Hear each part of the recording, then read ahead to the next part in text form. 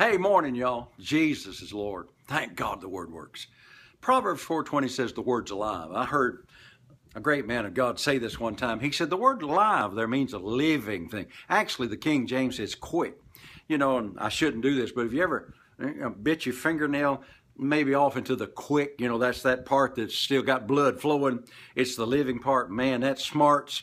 Well, listen, the Word of God is quick. It's alive. And this man said, anytime you read it, it will birth new revelation. It's alive. So when you're planting the seed of the Word of God, it'll change everything around you because the life of God is in His Word. That's why He said, my son, attend to my Word. Or in other words, make the Word first place in your life.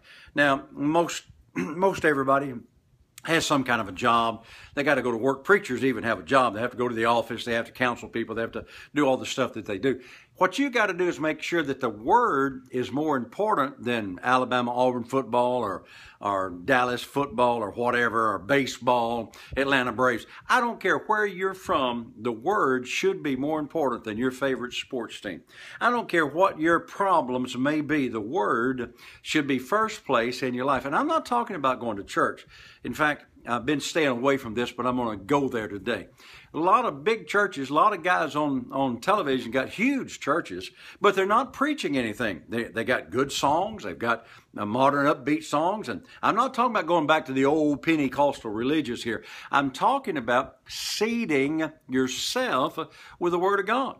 In fact, just a couple of days ago, well, it's been over a week ago now, I drove 300 miles each way to go hear somebody, and I got there and that person wasn't there, and the person that got up to preach was giving a whole lot of junk.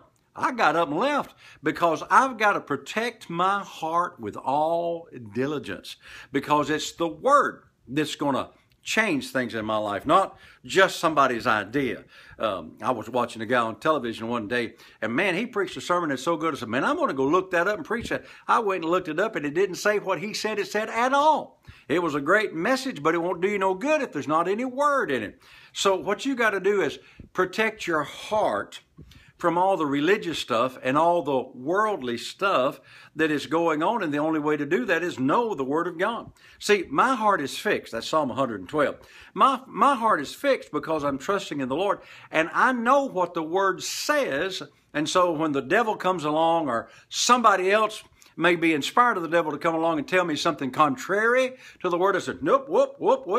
Whoa, I spit that out. That's not in line with the Word of God. Everybody's got to be sick sometime. Not the Word of God. Well, Frank, you said you were sick. Was my fault, my stupidity, just like I let my car run out of gas. My fault, my stupidity. I was having signs and all kinds of things tell me go plant the seed of the Word of God, but I was too busy. I had too much going on. And after all, won't God keep me well? Because I'm praying for the sick. No. Faith only comes one way, and that's by hearing the Word of God. So go back to the Word. Plant the seed of the Word.